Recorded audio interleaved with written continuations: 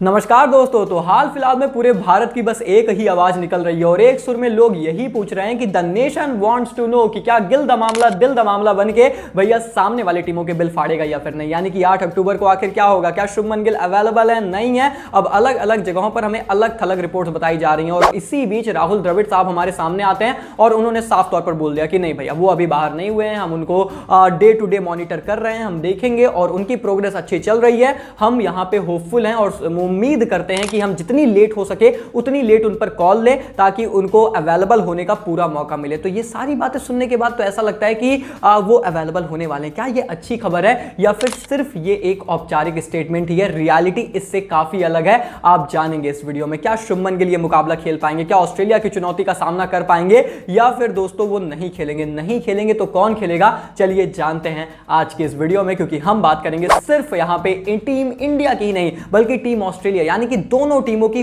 Final and exact playing 11। जी हां दोस्तों, एकदम एग्जैक्ट प्लेइंग 11 रखूंगा दोनों टीमों की इस बड़े मुकाबले के लिए। तो आप लोग वीडियो को लाइक, चैनल को सब्सक्राइब कर दीजिए ताकि इस तरीके की इंटरेस्टिंग वीडियोस हर एक दिन आप लोगों तक पहुंचते रहें। चलिए शुरुआत करते हैं यहां पर टीम ऑस्ट्रेलिया से। अब सबसे पहले अगर हम बात करें यहां पर इनके टॉप 4 के बारे में ना, तो वो मोर और लेस अपने आप को फिक्स कर रखे हैं। जी हां दोस्तों, आपके लिए David Warner, Mitchell Marsh open करेंगे क्योंकि ट्रेविस हेड तो अवेलेबल है नहीं। और कल की वीडियो में जो अपडेट वीडियो थी उसमें हमने ट्रेविस हेड की अपडेट आप लोगों को दी थी, आई होप आप लोगों ने देखा होगा। लेकिन एनीवे अब इस मुकाबले में तो ये दो दिग्गज ओपन करेंगे, मिचेल मार्श खूंखार खतरनाक, David Warner David dynamite, and इसके बाद नंबर 3 पर आएंगे यहां पर स्टीव स्मिथ। फॉर श्योर आएंगे, इसमें तो कोई शक संदेह कुछ शंका है ही नहीं। और उसके बाद जब आप बात करेंगे नंबर 4 पोजीशन की, तो वो कहते हैं ना कि भैया वापसी करो, तो मार्नस लैबुशैग्ने जैसी एक समय वर्ल्ड कप स्क्वाड का हिस्सा नहीं थे और अब भैया स्ट्रॉन्गेस्ट 11 के सबसे प्रमुख दावेदार बन चुके हैं और पहले मुकाबले में खेलेंगे। एंड्रयू मैकडॉनल्ड साहब ने बोला कि ये नहीं खेलेंगे तो कौन खेलेगा, ये तो भैया जरूर खेलेंगे। तो नंबर 4 पर मार्नस लैबुशैग्ने,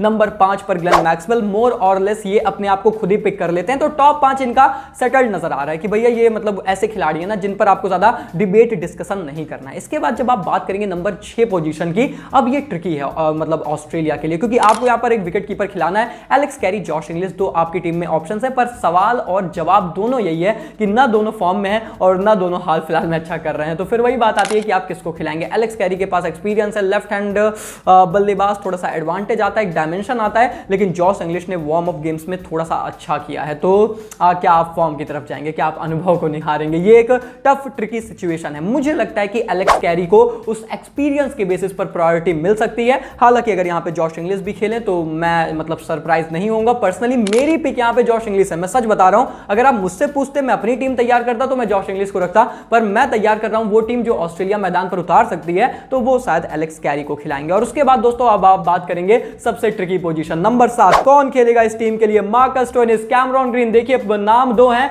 और वैकेंसी सिर्फ 1 है, लेकिन बात यह है कि क्या मार्कस स्टोइनिस तैयार हैं भी या फिर नहीं। अब मैंने आप लोग को बताया था कि हाल फिलहाल में वो नेट्स में गेंदबाजी करते नजर आए हैं, अच्छी लय में नजर आ रहे हैं, और जैसा अलग रिपोर्ट्स आपको बता रही हैं कि नहीं वो तैयार नहीं है, डाउटफुल है। आपको पता है कि हम थोड़ा लोगों से आगे रहते हैं, जो हम आपको कल बताते हैं वो लोग आपको आगे आने वाले दूसरे दिन बताते हैं। एनीवे दोस्तों, हमने कल ही आपको बता दिया था कि मार्कस स्टोइनिस तैयार नजर आ रहे हैं, इस मुकाबले के लिए अवेलेबल हो सकते हैं, और अगर ऐसा होता है तो ये इस टीम के लिए बहुत बड़ा बूस्ट होगा।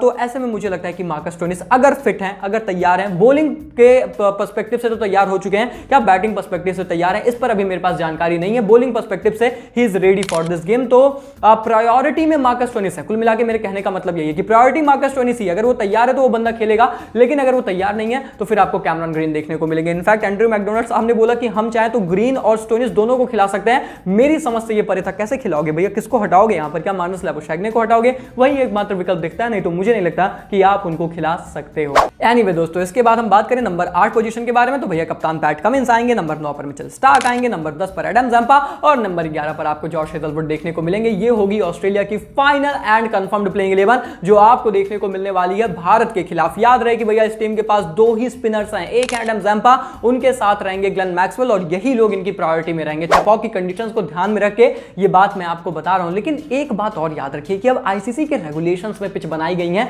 और ये पहला मैच है। आप बहुत यहां पे स्पिनर्स के लिए हेल्प एक्सपेक्ट करिए मत। अगर आप ऐसा सोच रहे हैं ना तो आप थोड़ी सी ज्यादा उम्मीद लगा रहे हैं। हो सकता है कि गर्मी और बहुत सारे फैक्टर्स की वजह से बाद में थोड़ा सा मदद मिलने लगे, ग्रिप करने लगे गेंद, लेकिन ऐसा नहीं है कि बहुत एकदम रैंक टर्नर देखने को मिलेगी, क्योंकि अभी एकदम फ्रेश पिच है और आईसीसी ने सारी पिचेस को फ्लैट बनाने का आदेश दिया था बीसीसीआई को, तो उसी हिसाब से पिच बनाई भी गई है। बात करते हैं यहां पर टीम इंडिया, हमारी भारत की 11 के बारे में, और फिर से हम उसी टॉपिक पर वापस आएंगे कि शुभमन गिल दा मामला आखिर क्या है। दोस्तों मैं आपको एक बहुत इंटरेस्टिंग बात बताता हूं, भले यहां पर राहुल द्रविड़ साहब ने बोला कि हम उनको मॉनिटर कर रहे हैं, सिचुएशन अच्छी हो रही है, वो इंप्रूव कर रहे हैं, पर मुझे लगता है दोस्तों, और ऐसा क्रिकबस का भी मानना है, अगर आप क्रिकबस की रिपोर्ट देखेंगे ना तो उनके हिसाब से लगभग उन्हें शुरुआत के 2 मुकाबलों के लिए रेस्ट दिया जा सकता है। और उन्होंने ये चीज क्लियरली मेंशन की कि हालांकि राहुल द्रविड़ ये चीज कह रहे हैं, वो उनका ऑफिशियल स्टेटमेंट है, पर सच्चाई ये है कि अभी उनको कुछ दिन के लिए साइडलाइन किया जा सकता है, ऐसा प्रतीत हो रहा है। तो ऐसे में दोस्तों अब वो ट्रेनिंग भी नहीं कर रहे हैं, कल शाम को भी वो ट्रेनिंग करने आए नहीं,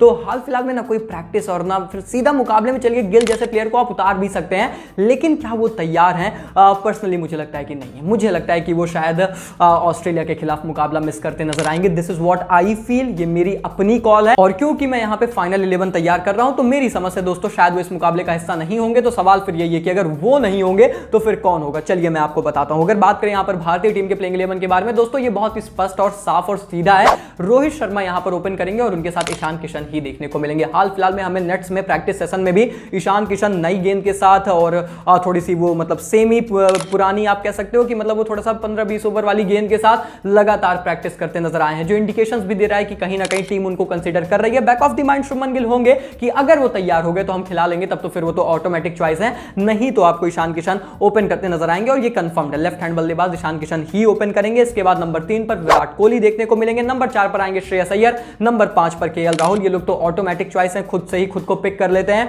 बहुत लोगों का ये मानना था कि क्या केएल राहुल ओपन कर सकते हैं, पर ऐसा नहीं है। ईशान ओपन करेंगे, केएल राहुल अपनी यूजुअल नंबर 5 की पोजीशन पर खेलेंगे, जहां पर वो बेहतर और बेहतरीन करते नजर आ रहे हैं। और इसके बाद दोस्तों हम बात करें नंबर 6 पोजीशन की, तो यहां पर Hardik kung fu Pandya as it is vice कप्तान के तौर पर, नंबर 7 की पोजीशन पर रविंद्र जडेजा, और इनका कद तो और बढ़ जाएगा। चेन्नई चेपॉक में, इनके घर में, इनके गढ़ में आप खेलने चल रहे हैं, तो इनका रोल बहुत ही बड़ा होने वाला है। कंडीशंस को अच्छी तरीके से भांपते हैं, जांचते हैं, परखते हैं, जानते हैं, और क्योंकि अब अक्षर पटेल नहीं है, ये लोन लेफ्ट आर्म ऑर्थोडॉक्स हैं, तो वैसे भी तो इनका थोड़ा सा कद बढ़ेगा ना, तो इसीलिए भैया इंपॉर्टेंट प्लेयर बन जाते हैं और ऑस्ट्रेलिया के खिलाफ अच्छा करने के लिए हमेशा जाने जाते हैं। इसके बाद दोस्तों मुझे लगता है जब आप करते हैं नंबर 8 की डिबेट, शार्दुल ठाकुर मोहम्मद शामी कौन खेलेगा, मुझे लगता है इन दोनों में से कोई नहीं खेलेगा जी दोस्तों। और मेरी समझ से आपको Ravichandran Ashwin straight away playing 11 में ड्राफ्ट इन होते नजर आएंगे और ऑस्ट्रेलिया के खिलाफ खेलते नजर आएंगे। मतलब भैया किस्मत हो तो फिर मार्नस लबुशैग्ने और अश्विन जैसे ही एक समय एकदम स्कीम से ही बाहर थे, और अब सीधा अपनी टीमों के पहले मैच में स्ट्रॉन्गेस्ट 11 में, फाइनल 11 में सीधा ड्राफ्ट इन हो रहे हैं रविचंद्रन अश्विन। क्यों? क्योंकि भैया इनका घर है, चेन्नई को तो जानते हैं, बहुत अच्छे से जानते हैं,